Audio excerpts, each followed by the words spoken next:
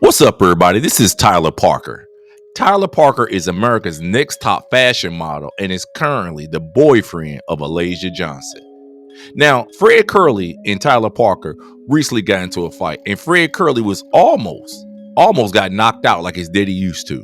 But Fred Kerley ended up getting arrested for the incident, and somehow Fred Kerley was accused of punching Alasia Johnson in the nose in this incident.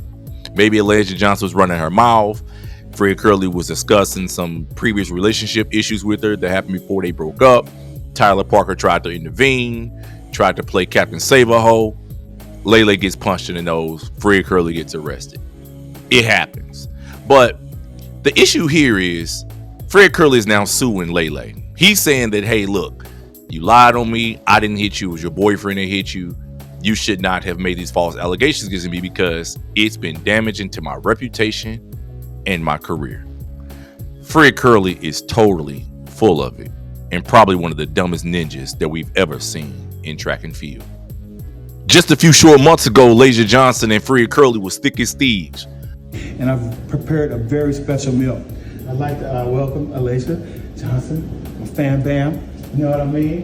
And my boy Fred Kerley, you know what I mean? You know what I'm talking about? So what we're saying out here is NIP. I'll let you know the acronym later, okay? Running together, having unprotected sex, going out to eat, lunches, brunches, interviews by the pool, all these great, amazing things. Fred was probably tricking hard, buying her Birkin bags, Louis Vuittons, keeping Gucci on her coochie, doing all these amazing things that any trick-ass nigga would do when he trying to maintain a relationship with some track and field thought.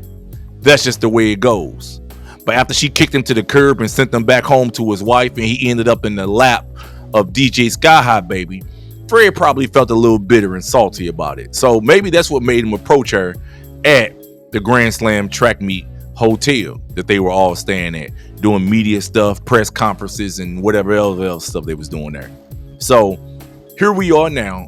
Fred Kerley, who already got pending felony battery charges from his ex-wife, attacked her. I remember trying to get up and he tries to grab my phone again, so I scooted under me and he's standing over me at this point behind me and he takes his arm and he wraps it around my neck and he proceeds to choke me so hard that I can't gasp for air. And I'm not gonna lie, at some point I thought that he was gonna kill me. And pending felony battery charges from the police, is finds himself in another situation where he's accused of assaulting or committing battery against somebody. And this isn't good. This shows a pattern with this crash dummy. And I think it's only a matter of time before he get murdered. And if the situation couldn't get even stranger, just a few months ago, a very similar situation happened with Tia Jones and another American hurdler and Xavier Worthy. When Tia Jones accused Xavier Worthy of domestic violence, she got a restraining order against him, had him arrested for domestic violence, saying he choked her, strangled her, did all these crazy things. Xavier Worthy turned around, files a restraining order against Tia Jones, and he also files a lawsuit against her for defamation and for destruction of property in the exact same manner that Fred Kerley said he's going to do right now.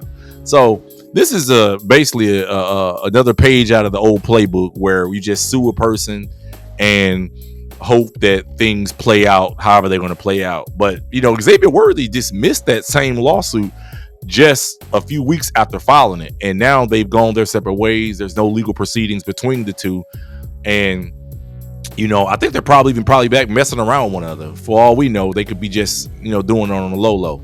But I think it's still a dumb move to make. I think it's better to just move on with your life. Stop putting your hands on women, or stop messing with unstable women, and stop messing with these track and field hurdlers. The track and field hurdlers, the short hurdlers, are probably the hottest women in track and field on the professional level. If you look around from not even just the United States but other countries too, track and field hurdlers, from Messiah Russell to Sydney McLaughlin to Jasmine Camacho Quinn to their Kambuji sisters, one of them is a hurdler. They are probably the hottest women in track and field, but they're also probably the most mentally ill.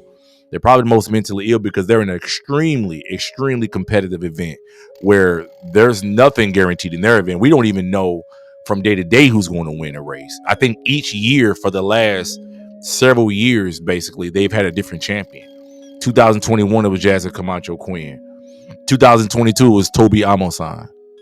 2023, I don't know who it was. 2024 was Masai Russell.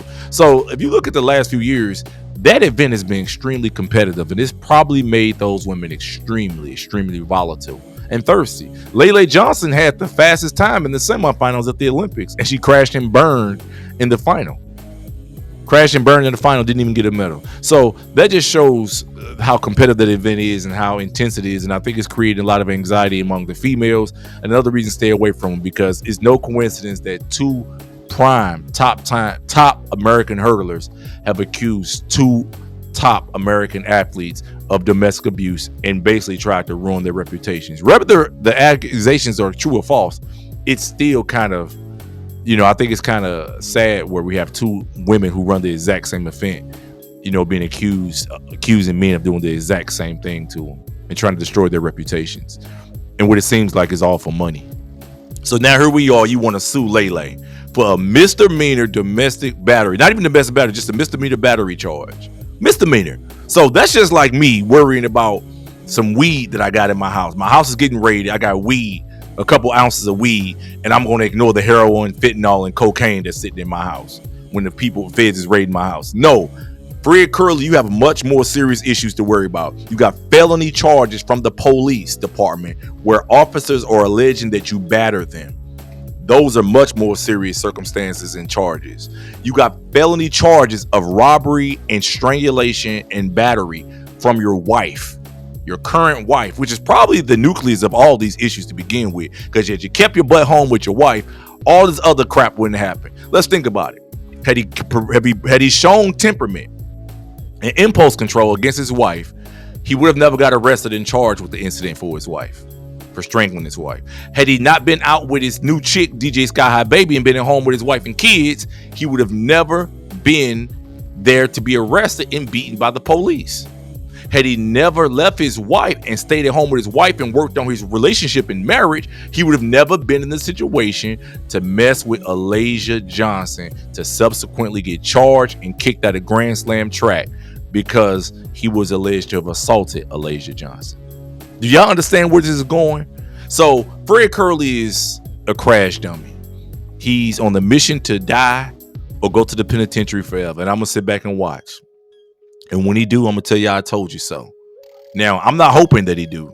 I'm not hoping that he do it all. But that's the mission he's on. He's doing everything he possibly can do to destroy his reputation, his career, and end up in the cemetery. Because I know if that was my daughter who said punched in the nose, or if that was my daughter who came and said, "Daddy, my husband Fred Kerley strangled me and choked me," it'd be a lot of slow singing and flower bringing. Ain't that right, Fred Kerley?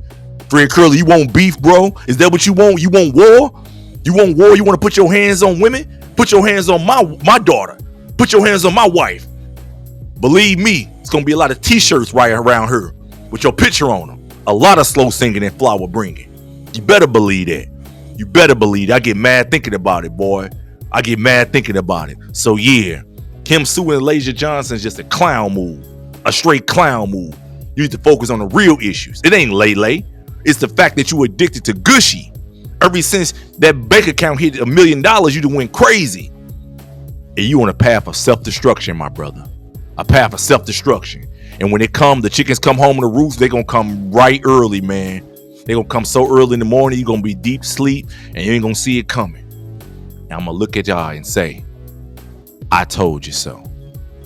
So, this Mr. 100K a day. Till next time, y'all. Tell me what y'all think in the comments. Am I right or am I wrong? Is Fred Kerley the biggest idiot in track and field, suing a chick over some dumb incident that he could have avoided when it was his fault to begin with? Or am I just a player hater? Am I just jealous? Am I just mad that I haven't ran 9.76? Am I just mad I didn't run 43 in college in the 400? Tell me what y'all think, y'all. Peace.